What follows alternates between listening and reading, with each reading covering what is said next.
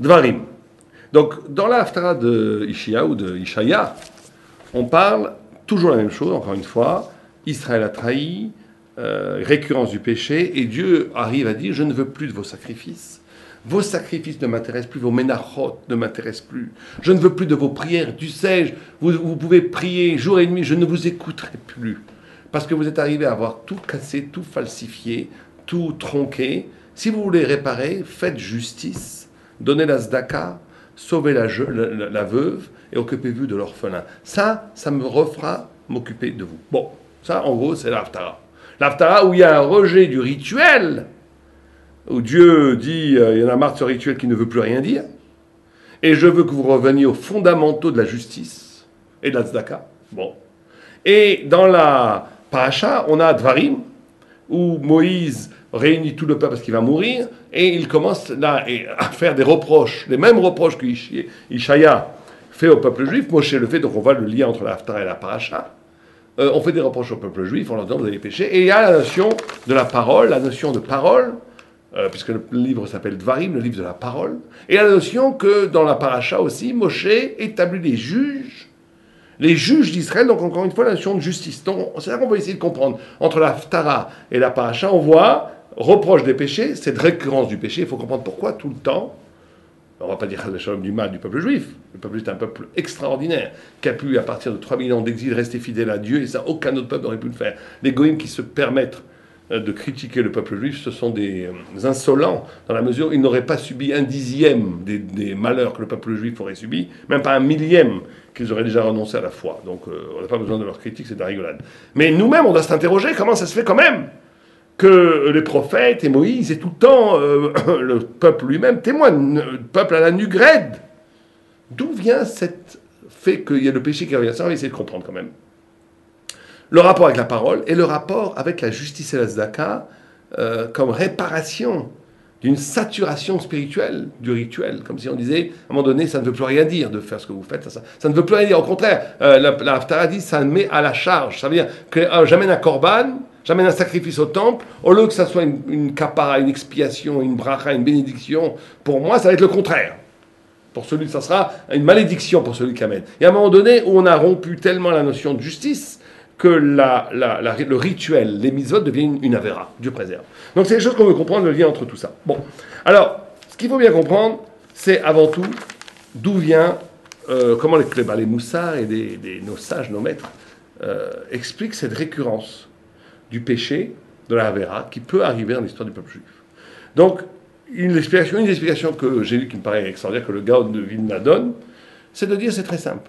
Il dit, les spiritualités des goïms, des non-juifs, l'existence, on va plutôt dire, des non-juifs, elle est très simple. Ou bien on est complètement collé au spirituel, on est collé à la parole de Dieu, et dans ce cas-là, on nie, c'est une négation de la vie, donc c'est une religion mortifère, où il y a une négation de la vie, un dégoût même pour la vie, comme les moines, comme vous savez, les ascètes qui vivent dans les grottes, ou bien dans les moines, on vit dans les couvents retranchés du monde, ou les moines bouddhistes.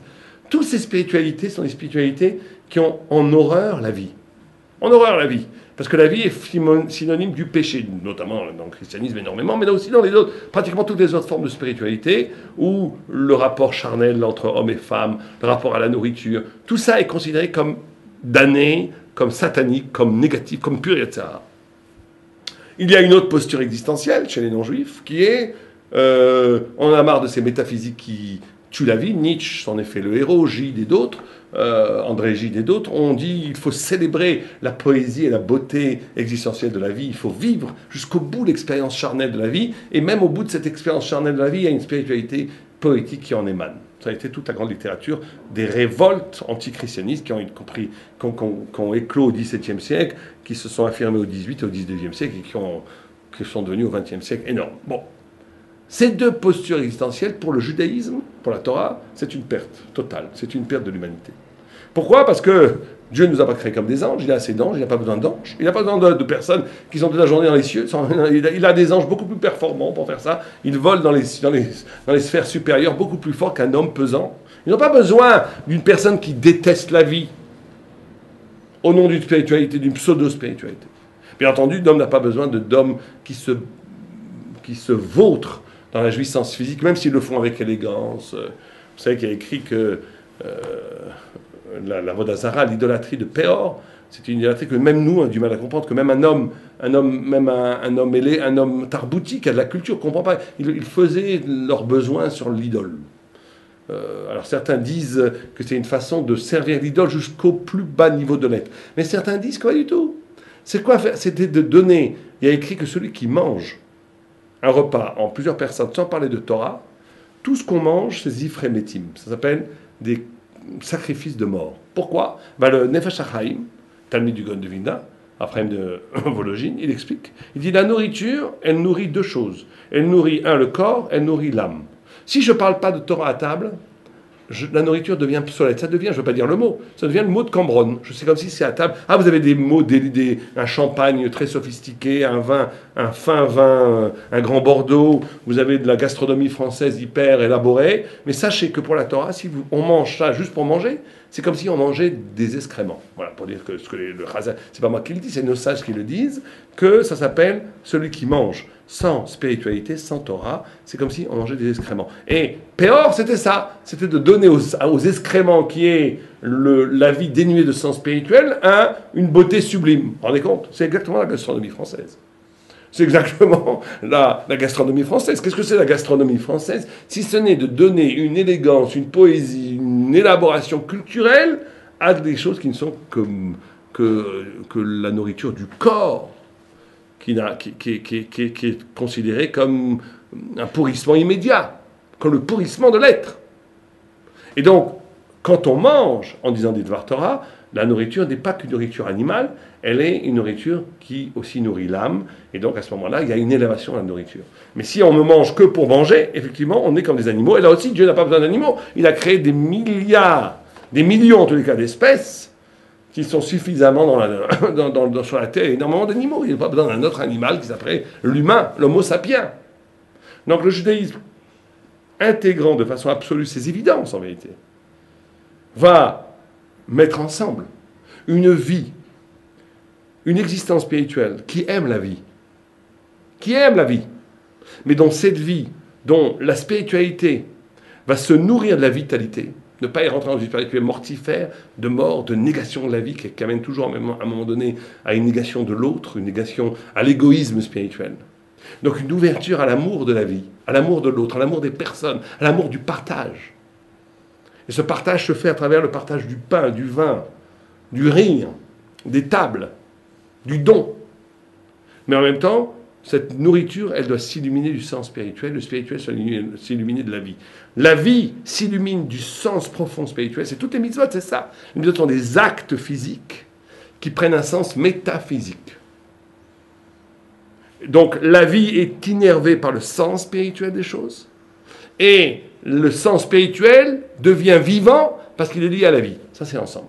C'est génial, ça c'est la Torah. Ça c'est le secret de la Torah. Il n'y a que la Torah qui a réussi à faire ça. Il n'y a que la Torah qui a réussi à faire ça. Faites une étude systématique de toutes les formes de spiritualité, vous verrez qu'on tombe toujours dans un des deux revers. Ou c'est une pure matérialité en vérité, c'est un prétexte idéologique pour s'éclater, ou c'est une haine de la vie qui essaie effectivement de monter spirituellement vers Dieu, dans le meilleur des cas. Mais il n'y a jamais aucune, parce que c'est une révélation divine qui peut faire ça, il n'y a que Dieu qui peut révéler ça, qui fait, je vais être presque grossier, qui fait la nuit du Shabbat, de la relation charnelle avec sa femme, un des plus hauts niveaux d'exercice spirituel. Quand les Romains ont pris le temple, ont détruit le temple, ils ont sorti l'Arche Sainte, ils se sont moqués des Juifs. Pourquoi? Parce que l'Arche Sainte, il y avait deux chérubins qui se regardaient, on avait l'impression qu'ils s'aimaient. Ils ont dit, c'est ça que les Juifs, ils célèbrent dans le plus saint des saints, l'amour physique. Et pour eux, l'amour physique, c'était quelque chose de bestial, parce que pour eux, c'était bestial, effectivement. Mais pour nous, l'amour physique, c'est l'union de l'âme et du corps. C'est une des plus hauts niveaux de la spiritualité. Et c'est pareil que le rapport à la nourriture. Le rapport à la vie est un rapport qui est essentiellement un rapport avec Dieu, puisque c'est Dieu qui donne la vie. Donc la conscience de la jouissance physique, quelle qu'elle soit, est une dvekout, être collé à Dieu. C'est pour ça que le Messilat Yesharim emploie le nom les Henot. Il ne dit pas la vine, comprendre, il dit jouir de la présence divine. C'est ça le but de la vie. C'est une jouissance, mais une jouissance qui est d'essence lumineuse spirituelle. Et on voit qu'il n'y a que le judaïsme qui est capable de faire ça, que la Torah, qui est révélation de Dieu, qui est capable d'harmoniser de façon totale le corps et l'âme, la vie et le sens et l'existence. Bon, alors ça c'est génial, mais il y a un problème. C'est qu'on est toujours tout proche du péché. On est toujours tout proche du péché. Parce que comme on ne fait pas conscience on ne fait pas confiance à une sorte d'abandon spirituel. Il faut être dans la vie. Il faut être avec sa femme, avec ses enfants, avec le pauvre, l'orphelin. Il faut aider. Il faut être dans les... Donc on est le rapport à chaque instant, cette vie peut se devenir yatsara. Une fois, il y avait un sadducéen, un hérétique, qui a se moqué d'un rave sur la notion de l'ida. Il dit quoi, votre Torah l'interdit à l'homme de toucher sa femme 10, 15 jours par mois, et pourtant on a le droit de vivre ensemble? Est-ce qu'on peut mettre de la laine et du feu ensemble et que ça ne brûle point? Comme ça, il se moquait. Le rabbin l'a envoyé balader, il a dit, la Torah a témoigné pour nous comme une barrière de rose. Une barrière de rose. On n'a pas besoin de grands murs du Rashi dit, on n'a pas besoin de grands murs du couvent. Le Rashi est extraordinaire. On n'a pas besoin de murailles entre nous et le mal. Parce que ça, c'est trop facile.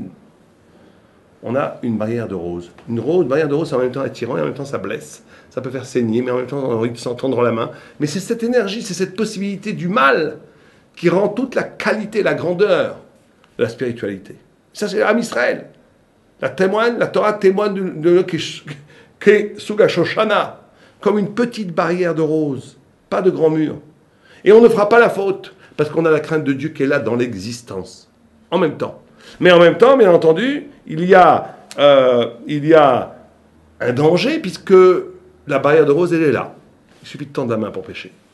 Alors que les autres formes spirituelles, comme c'est une négation de la vie est tellement niée qu'elle est tuée dans l'œuf, donc il n'y a plus d'atara, donc c'est facile. Alors que pour l'âme Israël, c'est pas comme ça. D'un autre côté, le peuple juif ne fait pas non plus confiance à l'extase spirituelle. Parce qu'il dit, oula, ça c'est tout l'extase spirituelle, c'est peut-être tout du baratin, c'est peut-être tout de l'intérêt personnel. Donc il rentre énormément dans le rituel. Le rituel fait que l'acte de la mitzvah, comme acte, est inépuisable de signification. Il est infini puisqu'il vient de Dieu. Et il n'est jamais réduit à du subjectivisme, à du psychologisme. Comprenez qu'une spiritualité qui n'est pas structurée par des mitzvot, c'est forcément une spiritualité qui dépend de mon bon vouloir, qui dépend de mon inspiration intérieure. Donc on tombe en vérité dans la poésie, on tombe dans le meilleur des cas à l'inspiration personnelle. Mais l'inspiration personnelle, elle est forcément sujette à toutes sortes de variations psychologiques qui n'ont aucun intérêt, qui sont de l'ordre de l'humain.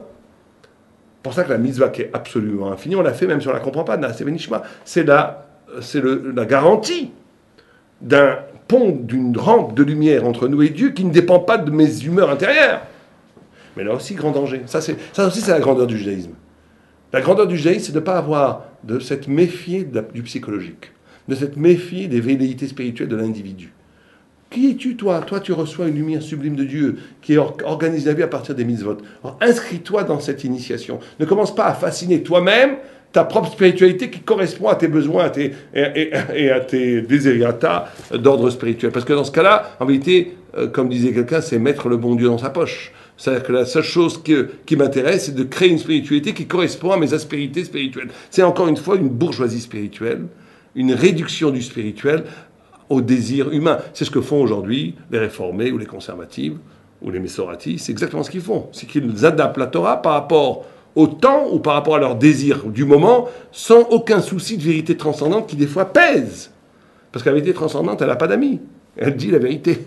Et la vérité, c'est à nous de s'adapter à la vérité. C'est à nous de s'élever à la vérité. C'est pas d'abaisser la vérité selon ce que nous on veut. Donc la Torah ne fait pas confiance du tout aux humeurs intérieures, au paysage spirituel intérieur de l'homme qui va façonner les mitzvot par rapport à son désir. Si on fait ça, ça n'a aucun intérêt pour la Torah. Ça veut dire qu'en vérité, tu projettes ton petit désir bourgeois, tu le spiritualises pour faire ce que tu veux. Tu veux faire ce que tu veux, soit qu'il le dit. Soit ne sois pas religieux, c'est pas la peine de faire une religion qui est calquée par rapport à tes petits désirs, à tes petits intérêts. Mais le grand danger, encore une fois, de ça, c'est quoi? C'est l'autre porte de danger. C'est que comme on ne fait pas confiance à l'intériorité, on fait avant tout confiance à la parole de Dieu qui s'est cristallisée en mitzvot. Mais à un moment donné, ces mitzvot, ça peut devenir une habitude. Ça va devenir quelque chose, un rite. Un rite qui me dépasse, je ne comprends rien, je le fais pour moi-même, parce qu'il faut le faire. C'est très bien. Il faut le faire même si je ne comprends pas. Mais attention, si ce rite devient un rite complètement superficiel, qui n'allume aucune passion, aucune compréhension, aucune illumination intérieure, alors ça devient juste un rite extérieur, mais Dieu n'a pas besoin de ça non plus. On n'a pas besoin de robots. On n'a pas besoin de robots.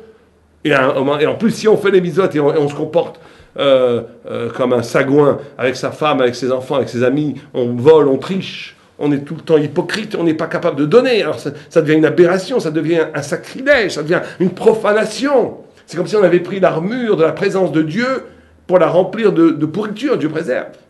Et là, Dieu dit, je ne veux même plus de vos rites, je ne veux même plus de vos corbanotes, je ne veux même plus de vos sacrifices, je ne veux même plus de vos prières.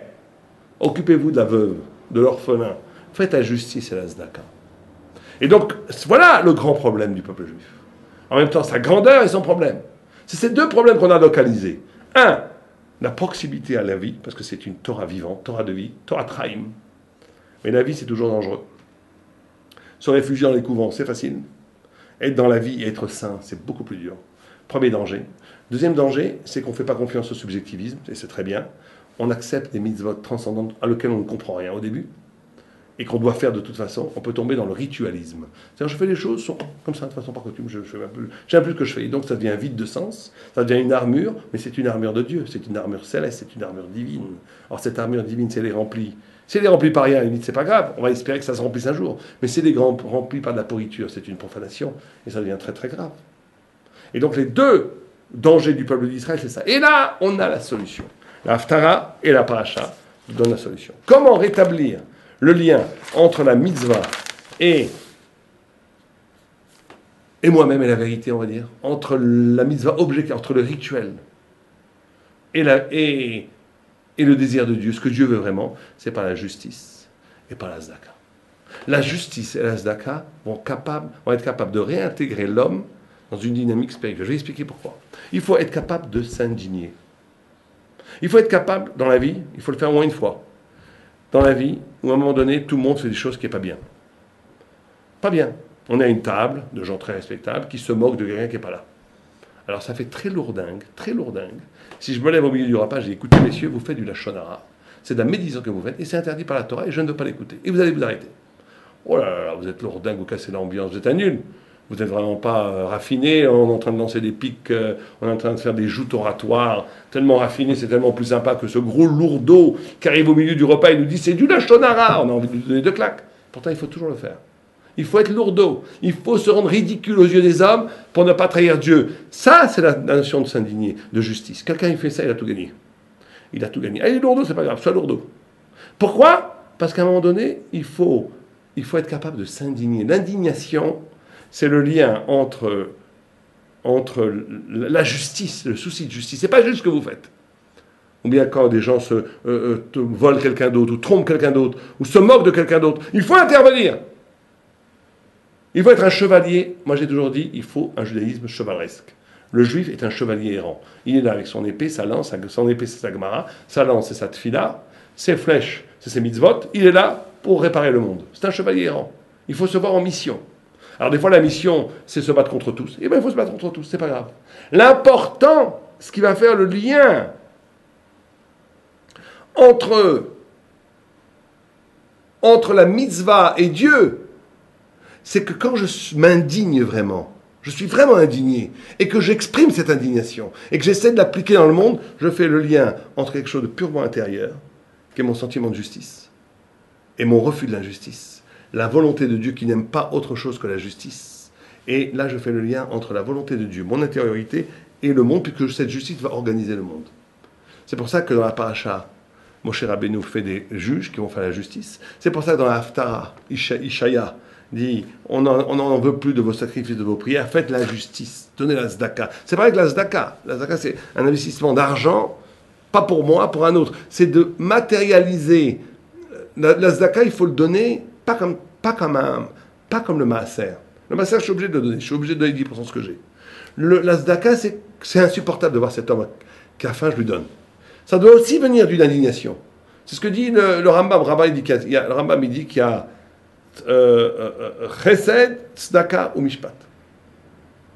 La tzedaka, on ne le fait pas par chesed. Chesed, c'est une obligation.